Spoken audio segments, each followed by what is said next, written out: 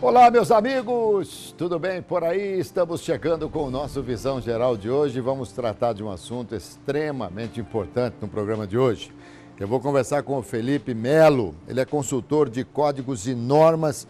E o assunto, o mote da nossa entrevista, né, Felipe? Tudo bem? Prazer recebê-lo aqui, viu? Prazer é meu. O mote da nossa entrevista é prevenção de incêndios.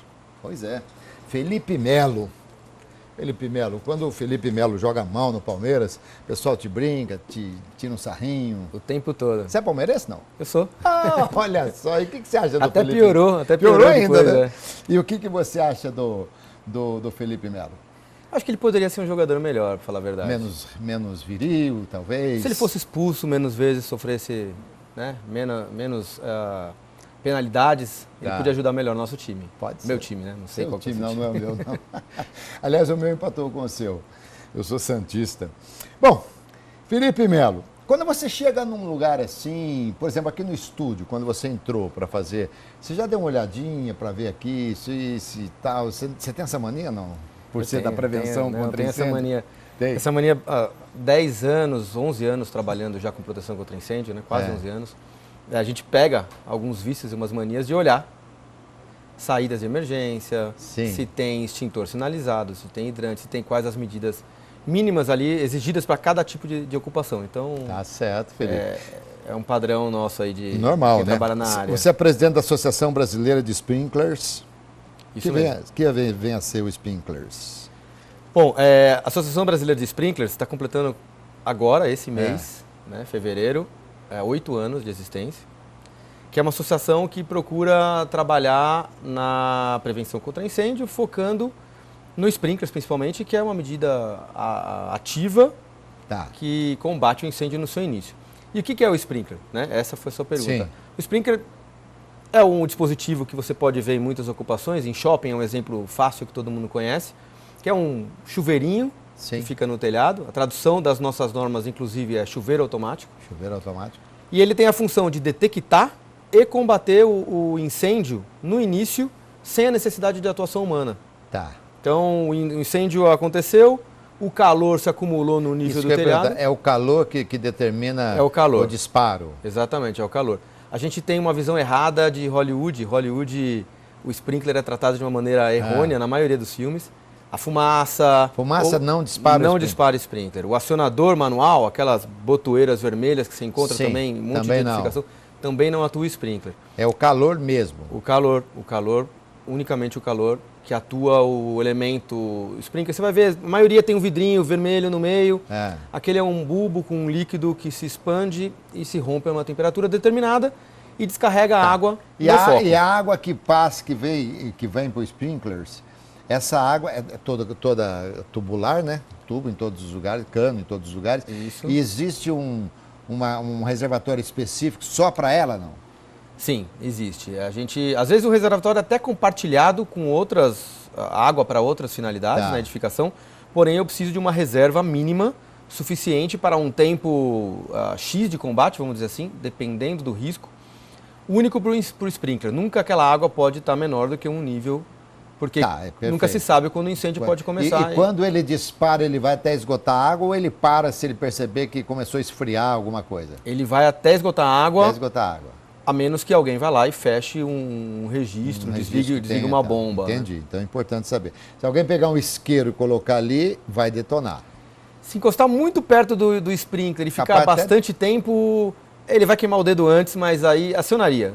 Se você pegar pelo conceito básico... um pouquinho, então tem que estar muito quente. Não é...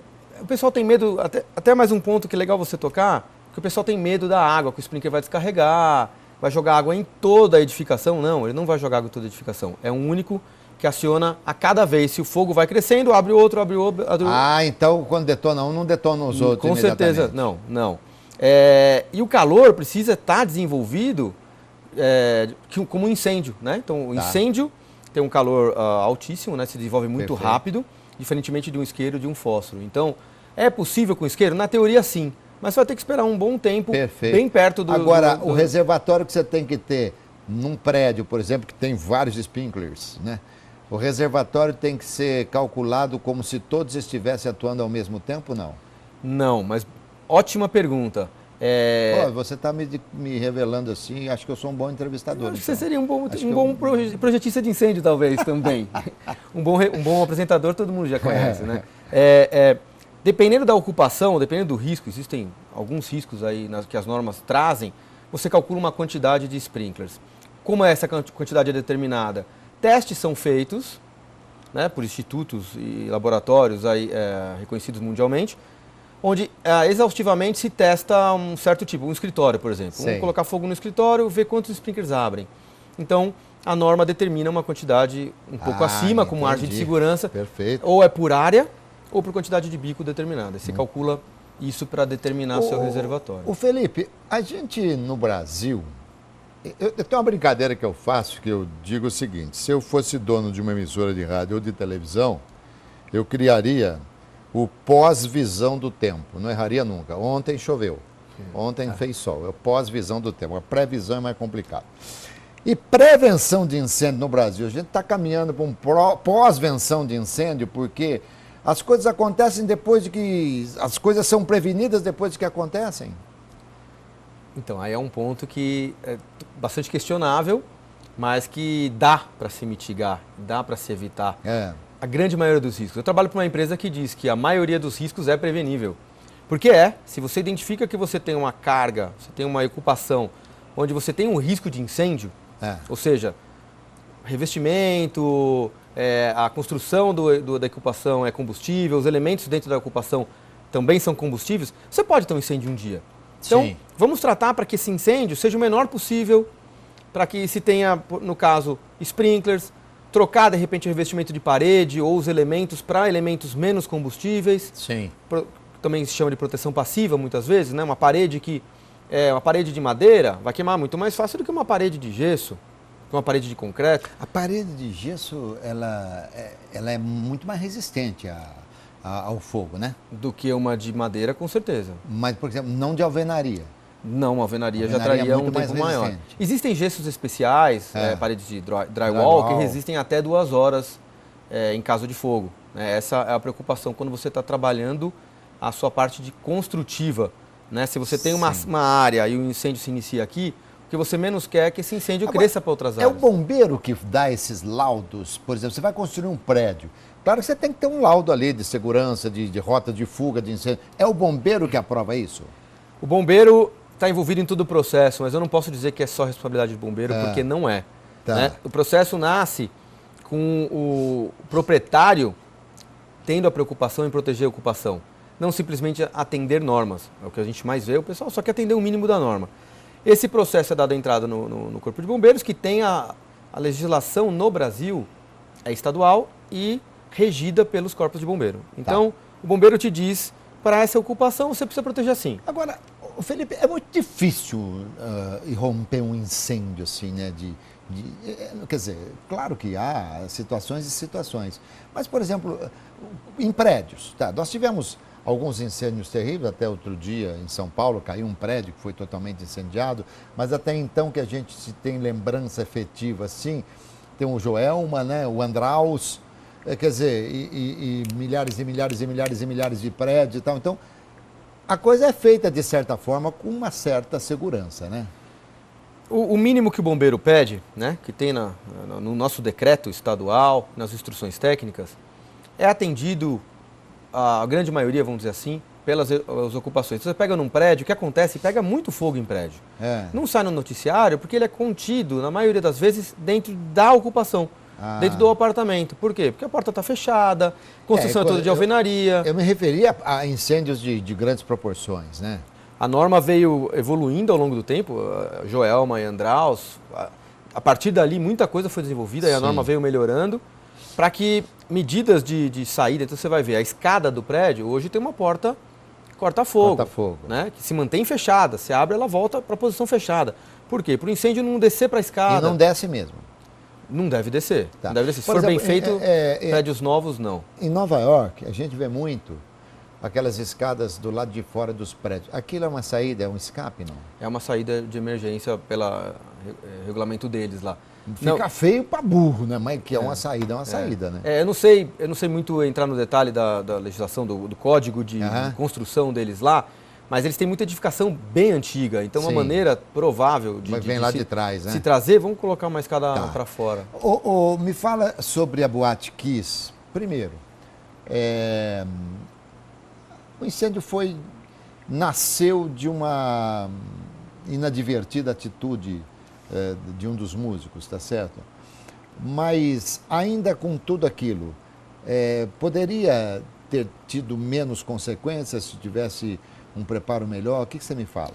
Com toda certeza, eu posso te garantir que teriam muito menos danos, né, às pessoas, é claro, e também até a ocupação, se várias medidas tivessem sido tomadas anteriormente. Por exemplo, por que o fogo se propagou? A atitude, você falou muito bem, inadvertida do músico de colocar pirotecnia dentro de uma boate. Sim. Lugar fechado com um monte de gente. Porém, o revestimento acústico todo da boate era altamente combustível. Foi dali que o fogo se propagou, liberando uma fumaça altamente tóxica, que foi que matou a maioria das pessoas. Então, ali, não só ali, como em vários outros, talvez 90% das boates, dos bares noturnos com músicas ao vivo e essa coisa toda, porque eu conversei com algumas pessoas que me mostraram que quase todo o revestimento acústico ele é altamente inflamável. E agora não sei como é que é, se eles estão exigindo que seja um material diferente. Existem tipos e tipos de revestimento, existem alguns que são retardantes à propagação da chama. Então, a chama não se propaga. Sim. Ela queima naquele pedaço, mas ela não cresce. Tapete de avião. Tapete de avião pega fogo, ele vai queimando devagar, mas ele não propaga o fogo, ele não tem chamas e tal. E a aviação está a todo momento se preocupando com segurança, não é? Com toda certeza, essa seria uma possível medida lá. Um tratamento no revestimento. Né? A gente não fala, não é ativa, ela não combate o fogo, mas ela minimiza qualquer possibilidade de... Essa associação que você preside, qual que é a função precípua dela? O que ela faz, assim, primordialmente? É uma associação comercial, tá? Os nossos membros hoje somos 73 associados. Entendi. Todos eles da área de proteção contra incêndio, com foco principal em proteção por sprinklers. Tá. Algumas projetistas, instaladores, seguradoras, órgãos certificadores, distribuidores, fabricantes, temos de tudo na associação. A atividade principal da grande maioria é proteção contra incêndio, focando em sprinklers, mas alguns outros também atuam em áreas de instalação de proteção passiva, detecção, por aí vai. A associação nasceu com esse intuito, vamos juntar os interessados para que a gente desenvolva nas normas aquilo que a gente acredita que é eficaz, que é o sprinkler. Então, vocês propõem muita coisa para... Isso é em nível federal, né? Em federal, com certeza. A gente tem uma atuação forte numa frente parlamentar mista de segurança contra incêndio, lá em Brasília, né? Presidida pelo deputado Vicentinho, onde a gente, junto com outras entidades da área de proteção contra incêndio, Corpos de Bombeiro, Senasp... É lei ter sprinklers nos prédios, não? Não e sim, depende... Não depende... e sim, achei maravilhoso. Depende. Vamos começar. Então responda em duas partes. Assim, Primeiro pelo não. Tá bom, não é assim, não, precisa ter sprinklers em todos os prédios, isso não existe na lei. Porém, o que a lei diz, dependendo da ocupação, dependendo da altura, dependendo da área, muitas vezes o sprinkler passa a ser uma proteção obrigatória. Vamos dar um exemplo, galpão de armazenagem. Tá. O sprinkler não é obrigatório. Porém, acima de 4.000 metros quadrados, é obrigado que você divida o prédio em pedaços de 4.000 metros quadrados sempre. Então, o sprinkler é uma medida para compensar e você não precisar dividir seu galpão. E normalmente, qual que é o raio de abrangência de um sprinkler? De um único elemento, vamos colocar assim, 9, 10 metros quadrados. 9, 10 metros quadrados? Em geral, tá? Tem que ocupação um pouquinho mais. Não dá nem 3x3, dá 3x3. Basicamente 3x3. No escritório, com risco um pouco menor, a gente pode falar de 4x4. E ele é infalível ou ele às vezes falha também, não dispara? Para ele ser infalível, ele precisa ser projetado corretamente, instalado corretamente, e aonde todo mundo peca, que aí está na mão do proprietário, é na manutenção. Ele precisa ser mantido corretamente. O que é a manutenção do sprinkler? É como o nosso carro. O seu carro é infalível de ligar toda manhã? Nossa, nem fala do meu carro. Então, o carro, toda manhã, Não, você ele precisa pega dele toda manhã, para não amanhã. é? Agora, se você ficar um ano com o carro parado na sua garagem, sem dar uma partida, sem verificar Não, o óleo, é isso que eu ia falar, lógico. Não, ele pode falhar. Não, que eu tenho dois carros. Eu tenho um que é normal, que eu ando normalmente. Tem um que eu ando vez ou outra. Esse vez ou outra dá um trabalho. Então, e esse trabalho, para você não ter o trabalho, Tem a que falha estar com no dia, manutenção tem a que ter uma todo manutenção. momento. Então, Perfeito. para o sistema de sprinkler ser realmente eficaz, a manutenção é imprescindível. Infelizmente, a gente vê uma falta O sprinkler de é preparo. nacional, não? É fabricado no Brasil? Tem fabricante nacional. Tem fabricante E nacional. a qualidade é boa? É boa. Tem fabricante certificado. O que é importante para você identificar um componente, não só sprinkler, um componente de proteção contra incêndio bom. Aquele que você tem a certeza de que vai funcionar. Tá. No caso do sprinkler, não tem teste. Eu não tenho como testar o sprinkler. É que nem o fósforo. Se eu Testou riscar um uma fósforo, vez, testou, logo. já era. Então o sprinkler ele tem que passar por uma série de testes na fabricação. O processo Sim, é que nem produtivo tem que ser a prova de né? falha. Não dá para testar também o airbag. Exatamente, boa analogia. O sprinkler, para você ter a segurança de que ele vai funcionar, é interessante que ele seja um sprinkler bem. certificado. Vou fazer um intervalo aqui, o Felipe Melo, e na volta do break, eu vou dar um recado para o meu telespectador.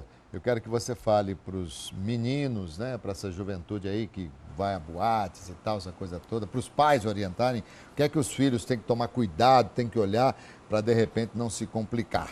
Atenção, juventude, atenção, pais, hein? O que o Felipe Melo vai responder, a primeira pergunta da volta do break é muito importante. Aguarde um instante só.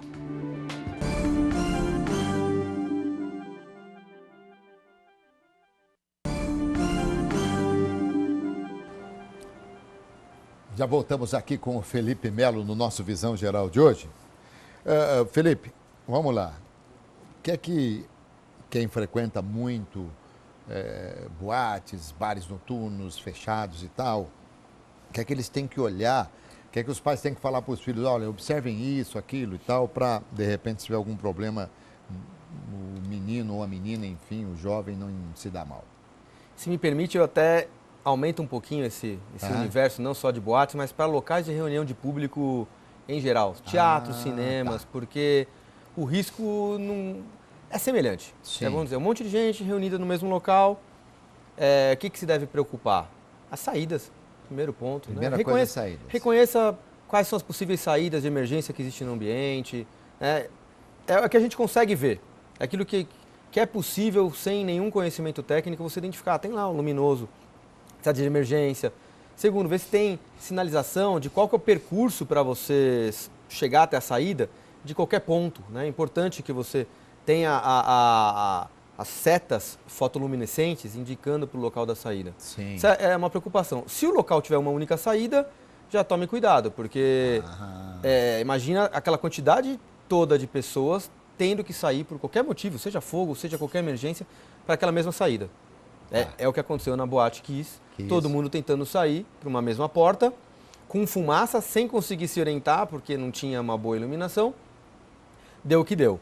Segundo ponto, é tentar se preocupar, e o conhecimento talvez não seja tão fácil, mas se tem muito revestimento que você ache que seja combustível, Entendi. muito carpete, muito revestimento assim, pode ser um indicativo de que o material à sua volta propague o fogo muito rápido. E quando acontece, por exemplo, um incêndio, eu vou exemplificar para você, para a gente ter exatamente a posição daquilo que eu quero falar. Quando acontece um acidente aéreo aqui no Brasil, o CENIPA, que é o órgão responsável por identificar, investigar os acidentes, porque um acidente é investigado para se descobrir a causa para que não aconteça novamente. Claro. Quando acontece um incêndio, por exemplo, é feito um laudo qual a razão do incêndio, de que forma começou e se tomam providências para que aquilo não venha novamente a acontecer? Há uma investigação, né? O que acontece é que a gente não toma conhecimento exatamente de tudo, né? Não sabe exatamente como que aconteceu, o que tinha, se tinha algum equipamento que não funcionou. Ainda é muito fechado. É um dos trabalhos que a gente tenta, né, conquistar junto com esses órgãos todos. Mas quem faz essa investigação? Aí depende de estado para estado, depende Às vezes tem uma seguradora que também pode estar envolvida na investigação. Depende um pouco. Infelizmente, a gente não tem dados abertos sobre as tragédias de incêndio. Felipe Melo, você poderia afirmar categoricamente que o Brasil é um país que leva a sério esse negócio de prevenção de incêndio? Eu consigo afirmar que o país tem crescido nesse assunto. Né? Ainda o país é muito grande, a gente tem estados e estados. Né? Eu posso dizer que o estado de São Paulo tem se preocupado e tem trabalhado para avançar nas nossas normas, nossos códigos e normas aqui em São Paulo. E o que é bom é que vários estados também seguem o que São Paulo desenvolve. Mas a gente tem muito o que percorrer ainda. Né? Não posso afirmar que ele é um país que totalmente se preocupa, porque é um processo aí que tem se mostrado mais moroso do que a gente gostaria, mas que vem avançando. Eu tenho plena fé que a gente está no caminho certo, está trabalhando para chegar num nível de proteção das ocupações e, consequentemente, das pessoas que estão dentro da ocupação, muito bom nos próximos anos. Normalmente, quando tem uma tragédia de grandes proporções, se você procurar se foi por água ou se foi por fogo, normalmente o fogo é que são os causadores das maiores tragédias. Mas a água mata muito no Brasil também, né? Com certeza. Com certeza, e é uma preocupação que também eu vejo, né, cada vez mais, a Defesa Civil. No estado de São Paulo, a gente agora recebe alerta, né, da Defesa Civil o tempo inteiro de fortes tempestades, porque é isso, inundação o tempo inteiro, morre-se muita gente, como você bem levantou. Você por exemplo, eu vou ser muito sincero para você. Eu sei, porque aprendi quando fiz o curso de piloto, que há determinados focos de incêndio que você não pode atacar com o extintor com espuma, direto, porque se for alguma coisa de eletricidade, você pode receber, dar o troco, né? Tipo assim, voltar a energia, pode propagar mais e tal. As nossas empresas de uma maneira geral, eu não ouço falar que fazem treinamento contra incêndio. Mas deveriam, né? O nosso código, nossas instruções técnicas, na renovação do auto de vistoria do Corpo de Bombeiros, ou na VCB, ou na obtenção do primeiro, que seja, um certificado e uma lista de treinados em brigada de emergência é apresentado. Então, se é apresentado, que continuamente eles sejam treinados, porque faz toda a diferença o elemento humano na evacuação do prédio. Sim. E, de repente, no primeiro combate. Eu digo a você o seguinte, eu não sei o que fazer na hora que pegar fogo, eu sei correr. Não sei se o mais... Boa pergunta que eu quero fazer agora. Num incêndio, num princípio de incêndio, a primeira atitude é sair, evacuar o local, deixar se esvair dali ou tentar controlar o incêndio? A atitude correta é saber identificar quem está treinado para fazer a evacuação do local. Então, a primeira vontade, a primeira iniciativa, isso faz parte, acho que, do nosso instinto, é correr. Se você não tiver orientação, não tiver ninguém, é o que todo mundo vai fazer. Eu faria o mesmo, se eu não soubesse. Sim. Agora, se você está num prédio, um centro empresarial, numa indústria, o que quer que seja, é importante que você conheça quem é da brigada responsável para poder te orientar. Que caminho seguir. Muitas vezes você não vai saber onde está o fogo. Sim. Você ouve o alarme e vai correr. E se você correr por direção do fogo? É pior. Então, o ideal é você conhecer quem são as pessoas treinadas para te orientar.